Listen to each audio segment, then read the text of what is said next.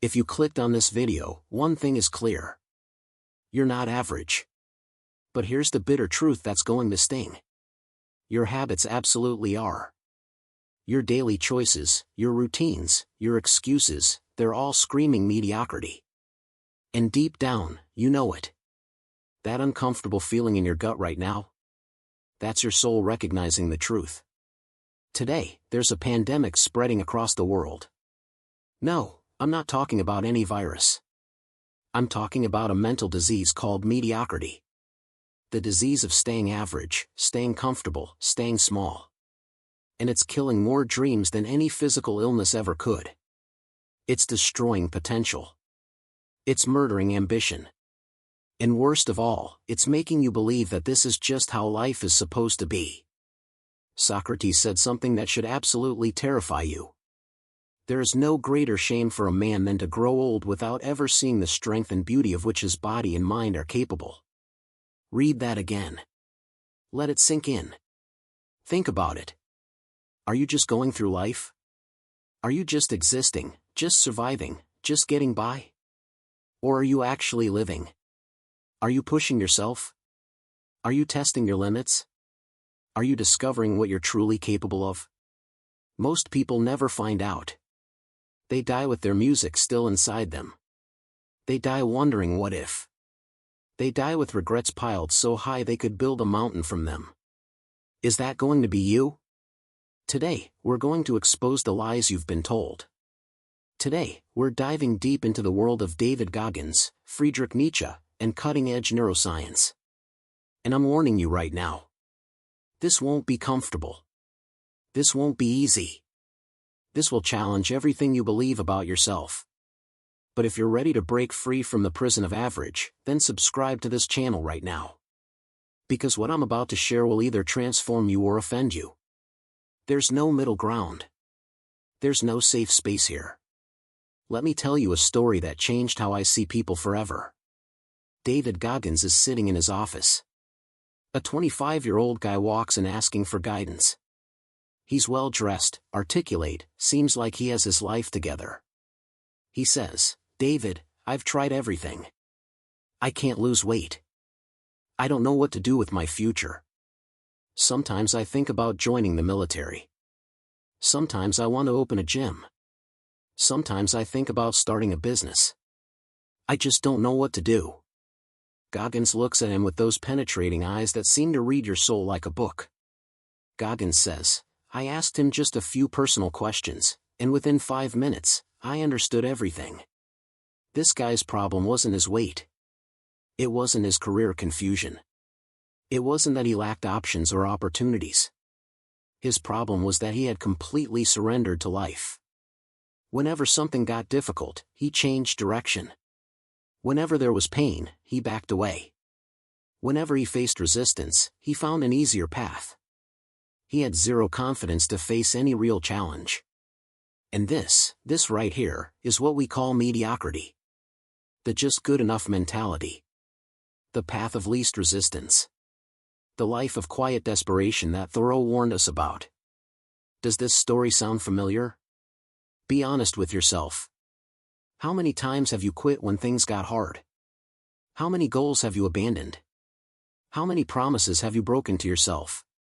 We all want to live in a world where nothing challenges us. Where everything is easy and comfortable and safe.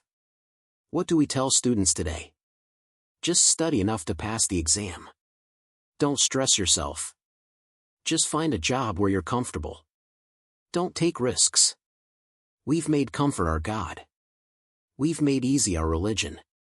We've made average our acceptable standard. But here's a psychological fact that will absolutely blow your mind. It's called the frog brain bias. Your brain, specifically your primitive brain, the limbic system, the part that's been with us since we were cave dwellers, was not designed to make you great. It was designed to keep you alive and safe. That's it. Survival, not success. Safety, not greatness. When you take risks, your brain screams, "Stop, there's danger ahead." When you want to wake up at 4 a.m. to work on your dreams, your brain whispers, "Go back to sleep, it's cold outside, you need rest, you can start tomorrow." When you think about starting that business, your brain floods you with fear. What if you fail? What if people laugh at you? What if you lose money?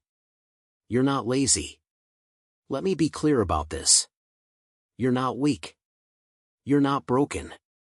You're just a slave to your biology. You're being controlled by a 200,000-year-old operating system that's designed for a world that doesn't exist anymore. And mediocrity is just the name of this slavery. Here's the harsh truth that nobody wants to hear. You want to look like the best among average people. That's why you surround yourself with weak people, with people who don't challenge you, with people who make you feel good about your mediocre effort. Why? So your ego stays protected. So you can feel superior without actually being superior. But Friedrich Nietzsche said something profound. Become who you are. And who you are isn't found in the velvet of comfort, but in the fire of struggle. Your true self, your powerful self, your exceptional self, is waiting on the other side of pain. Write in the comments right now. Am I describing you? Be brutally honest. No sugarcoating. And subscribe, because I'm building a movement of people who refuse to be average, who refuse to settle, who refuse to live small lives in a world that demands greatness. This isn't just philosophical talk. This isn't just motivation. This is science. Stanford University neuroscientist Dr. Andrew Huberman recently made a discovery that should change how you see yourself forever.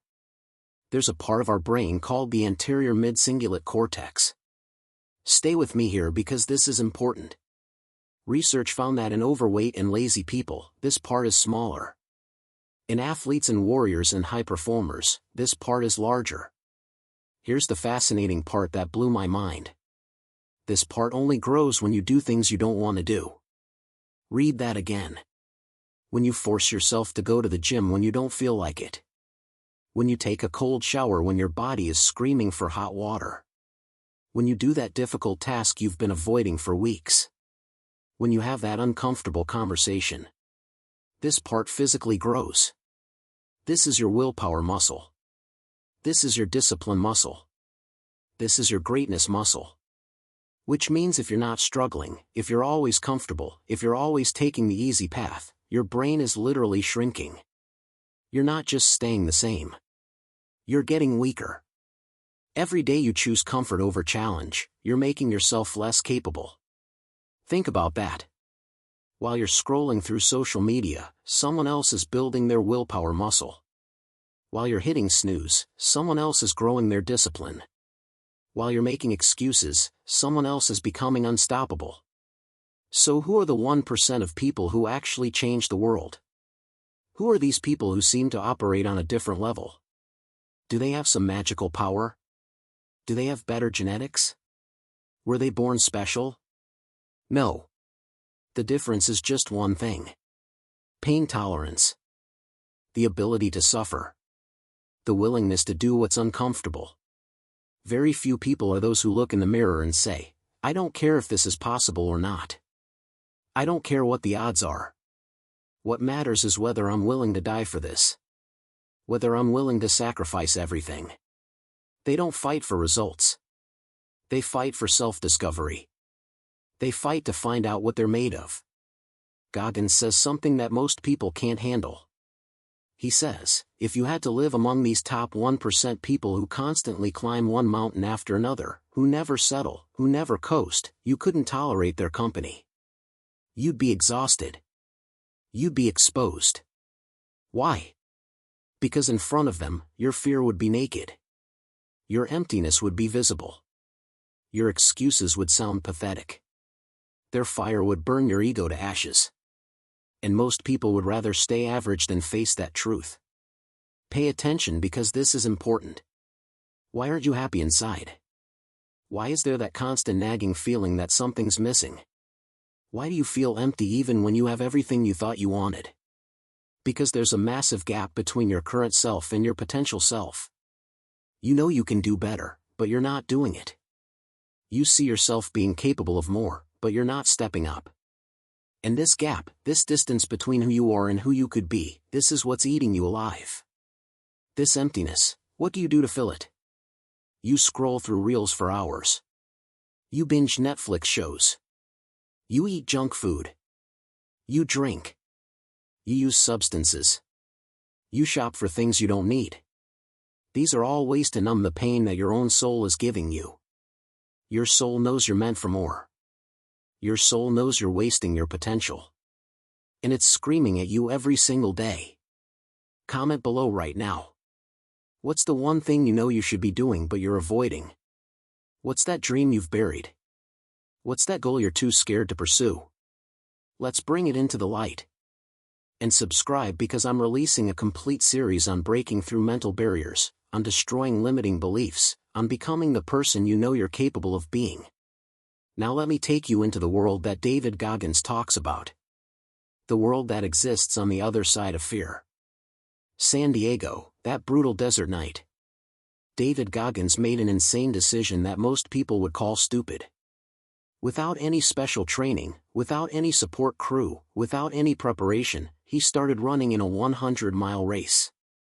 That's 160 kilometers. 24-hour goal. To most people, this is impossible. To Goggins, it was just another Tuesday. The beginning was enthusiastic. Navy SEAL training came in handy. He had mental toughness. He had physical conditioning. He kept running. His legs pumping. His heart pounding. His mind focused. Within 12 hours, he somehow completed 112 kilometers. He was on pace. He was crushing it. He thought, I've got this. But then, after 112 kilometers, something happened that breaks most people. His body quit. Not just tired. Quit. Completely shut down. Goggins sat in a chair. He looked down at his feet. His white socks had turned red. Blood was seeping from blisters on his feet. The pain was excruciating. When he went to the bathroom, he discovered something terrifying. He wasn't urinating. He was bleeding. His kidneys were failing. His lungs were filling with blood. His bones were on the verge of breaking. His body was literally destroying itself. Every logic, every doctor, every rational thought would say stop now or you will die. His mind was screaming at full volume. David, why are you here? How stupid are you? Why 160 kilometers without proper training? You're going to kill yourself. Stop. Please stop. This is that moment. This is that exact moment, that chasm, that point where 99.9% of people turn back. This is where most people quit. This is where average people make the reasonable decision. And this is where extraordinary people are born. Goggins tried to answer his mind. Tried to find a reason to continue. I'm doing this for charity. His mind said, bullshit. Nobody dies for charity. That's a lie and you know it. I want to inspire people. His mind said, more lies.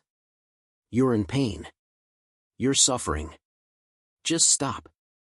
You've done enough. You've proven your point.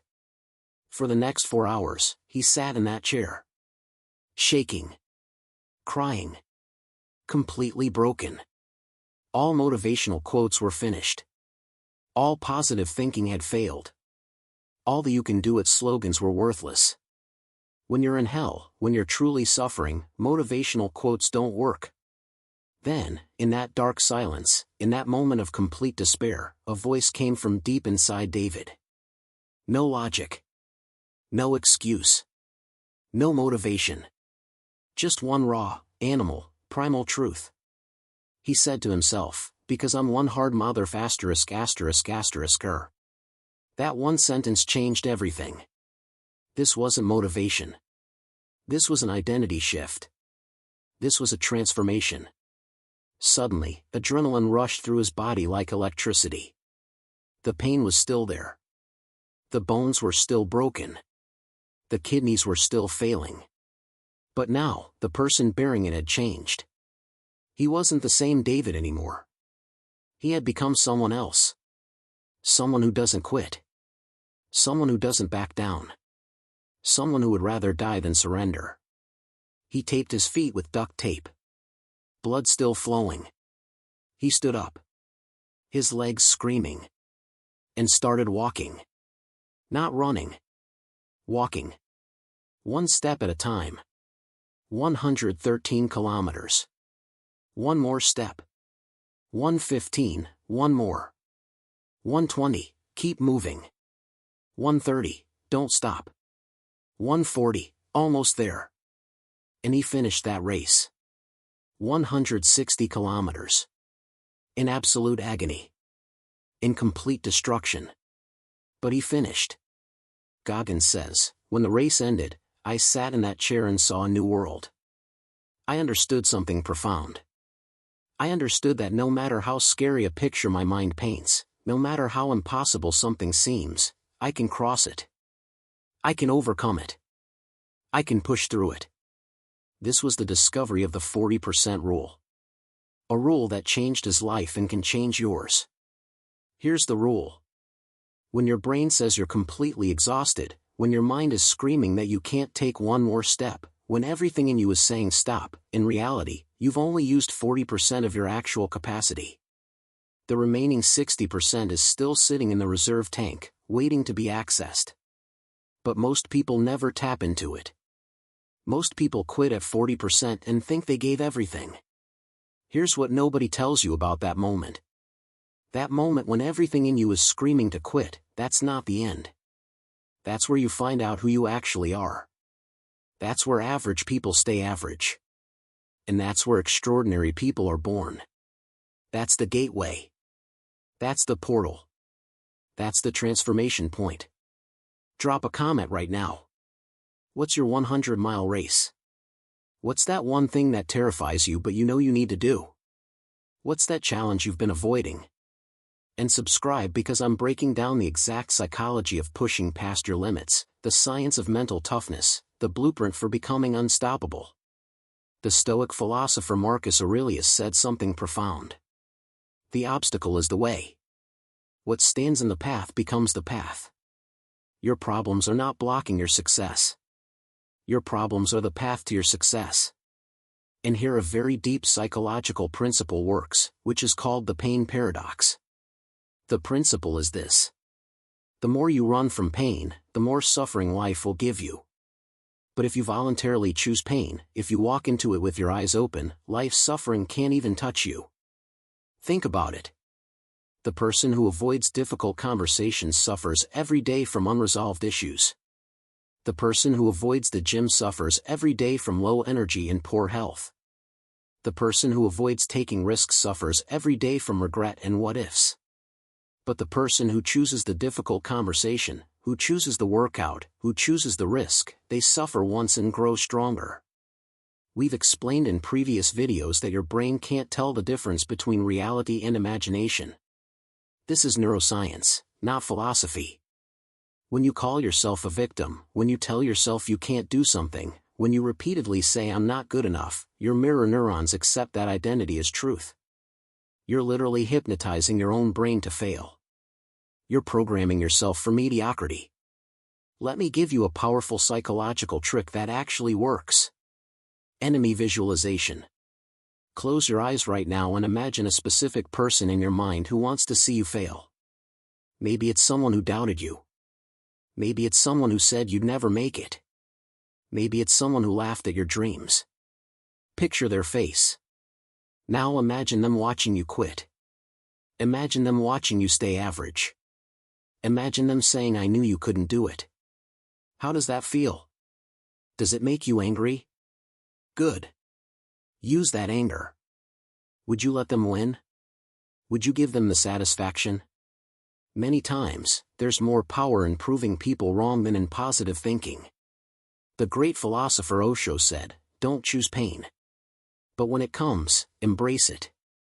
Pain purifies you. Pain burns away what's unnecessary. Pain reveals what's essential. And Khalil Gibran wrote something beautiful. Your pain is the breaking of the shell that encloses your understanding. Friends, mediocrity isn't because you lack ability. You have the same 24 hours as everyone else. You have access to the same information. You have the same opportunities. Mediocrity exists because you treat pain as your enemy instead of your teacher. You see struggle as something to avoid instead of something to seek. When do muscles grow in the gym? Not when you're comfortable. Not during the easy sets. Muscles grow when you do those last reps, when the weight feels impossible, when the fibers are tearing, when your muscles are screaming. That's when growth happens. When does the brain get sharper? Not when you're watching TV. Not when you're scrolling social media. The brain gets sharper when you read that difficult book that you don't understand, but you keep reading anyway. When you learn that complex skill that frustrates you. When you solve that hard problem. In neuroscience, there's a concept called the winner effect. When you complete a difficult task, no matter how small it is, your brain releases a cocktail of testosterone and dopamine that literally rewires your neural pathways. Success breeds success. Winning becomes a habit. But here's the flip side. Losing also becomes a habit. Quitting becomes a pattern. Giving up becomes your default. When you hit snooze on your alarm in the morning, you're not just getting extra sleep. You're training your brain to quit. You're teaching yourself that comfort is more important than commitment. You're reinforcing the pattern of choosing easy over hard. And that pattern shows up everywhere in your life. So now the question is, how do you break out of this cycle? How do you escape the trap of mediocrity? You think you need motivation? You think you need inspiration? Goggins says something controversial. Motivation is garbage. Motivation is like gasoline. It burns bright, it feels good, but it runs out fast. You can't rely on it. You need to change the engine. You need to change your identity. You need to become a different person. People are sitting around waiting for one day when some magic will happen. When they'll suddenly feel motivated. When conditions will be perfect. When they'll feel ready. The harsh truth is this will never happen. Perfect conditions don't exist. You'll never feel completely ready. Motivation comes and goes. You have to move anyway. You'll have to struggle. You'll have to suffer. You'll have to do things you don't want to do. And you'll have to visualize not just the dream, not just the destination, but the suffering that will come on the way. The obstacles. The failures. The pain. Because if you're not prepared for that, the first sign of difficulty will break you. Comment below right now. Are you willing to suffer for your dreams? Yes or no? One word. Be brutally honest with yourself. And subscribe because I'm creating a complete blueprint for identity transformation, for becoming the person who can handle the pressure, who can push through the pain, who can achieve what seems impossible. B.J. Fogg, who's a behavioral scientist at Stanford, says change doesn't come from big decisions but from tiny habits, from small consistent actions. But Goggins' method is different and more brutal. He says, harden your mind. Callous your mind. Every single day, do something you don't like doing. Something that makes you uncomfortable. You don't like taking cold showers? Then shower in cold water every day. You don't like reading? Then read 10 pages every day no matter what. You don't like running? Then run every morning. Why? So you can tell your primitive frog brain who's the boss. So you can prove to yourself that you control your mind doesn't control you. Do you know that when NASA selects astronauts, they don't count their successes? They don't look at how many times they won. They see how they recovered from their failures. They look for grit, for resilience, for the ability to get back up. They look for people who've been knocked down and got back up stronger. Talent is common. Grit is rare. Now I want you to listen to me very carefully because this is important. This video is about to end, but your real fight is about to begin. What you do in the next 24 hours will determine whether this was just another video you watched or the turning point of your life. When David Goggins was 300 pounds, obese, miserable, going nowhere, every night he would stand in front of the mirror and curse himself. He called it the accountability mirror. He didn't lie to himself. He didn't say affirmations. He didn't pretend everything was fine. He looked at himself and said, "You're fat. You're lazy. You're wasting your life. You're pathetic. You need to do this tonight too. Stop saying sweet things to yourself. Stop with the false positivity. Stop deceiving yourself in the name of self-love. True self-love isn't accepting yourself as you are.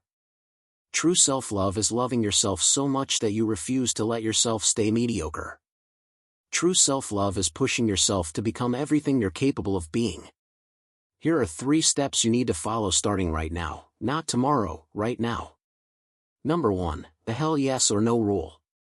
If a goal doesn't absolutely terrify you, if thinking about it doesn't give you goosebumps and make your stomach turn, if it doesn't seem slightly impossible, then it's too small. Stop playing safe. Stop setting comfortable goals. Set goals that scare you. Number 2, the 40% push. Tomorrow, when you're working and you get tired, when your mind says enough, that's enough, I can't do anymore, remember, this is only 40%. You have 60% left. Do it for 5 more minutes. Read 1 more page. Do 1 more rep, make 1 more call. That extra push, that's what separates you from everyone else. That 1 more is where greatness lives. Number 3, kill the victim mentality. Stop saying bad things happen to me. Stop saying I don't have money. Stop saying my background is bad. Stop saying I wasn't given opportunities. Throw these stories in the trash where they belong. Yes, bad things happened. Yes, life is unfair. Yes, some people had it easier. So what? Your problems are yours, and the solution is also you. Nobody's coming to save you. You have to save yourself. Let me tell you about a terrifying experiment that proves everything I'm saying. In the 1960s, scientist John Calhoun conducted an experiment called Universe 25. He created a literal heaven for mice. Unlimited food available 24/7. Unlimited clean water. Perfect temperature control. No predators. No cats. No disease. No stress. Everything was perfect. You'd think those mice would thrive, right? You'd think they'd be the happiest mice in history. No. Within a short time, those mice became lazy. They stopped caring. They started fighting among themselves for no reason. Mothers abandoned their children. Males became aggressive. Females became anxious. The social structure collapsed. And in the end, despite having everything they needed, despite perfect conditions, they all died. The colony completely collapsed. Comfort killed them. Ease destroyed them. Science has proven that without struggle, without challenge, without something to overcome, both the brain and society rot. They decay. They die. And today, you're living in that same Universe 25. Your couch is your unlimited food. Your Netflix is your perfect temperature. Your social media is your stress-free environment. And it's slowly murdering your brain, your potential, your dreams. You'll never be happy by being average. You'll never feel fulfilled by being comfortable. Why? Because the human soul, your deepest self, wants expansion. It wants growth. It wants challenge. It wants to discover what it's capable of. Comfort takes you toward death, toward decay, toward regret. Struggle gives you life, gives you energy, gives you purpose. Remember, one day all this will end. Your time here is limited. When you're on your deathbed, looking back at your life, 2 versions of yourself will stand in front of you. One is who you actually became, the life you actually lived. The other is who you could have been, the life you could have lived if you had pushed yourself, if you had tried, if you had been brave. If there's a huge gap between these 2 people, if the person you could have been is so much greater than the person you became, that will be real hell. That will be true suffering. The regret will be unbearable. But if both versions look the same, if you squeezed out every drop of your potential, if you left nothing on the table, if you can honestly say I gave everything I had, that will be heaven. That will be peace. The choice is yours, and you're making it right now with every decision. Don't like this video right now. Don't subscribe if you're not serious. I don't want tourists. I don't want people who are just going to watch this, feel good for 5 minutes, and go back to their comfortable mediocre life. But if you have that fire inside, if something in you is screaming that you're meant for more, if you're ready to kill that mediocrity virus, then go to the comment box and register your presence. Just write your city or country where you're watching this video from. Let's see in which corners of the world those 1% warriors are hiding. Let's build a global movement of people who refuse to be average. Leave your mark. Because average people don't comment. Average people don't engage. They just scroll past, they consume, and they forget. Be different. Show up. Declare yourself. And then prove it with your actions. Now go. Stop watching videos. Stop consuming content. Go do that thing you've been avoiding. Choose greatness. Choose struggle. Choose growth.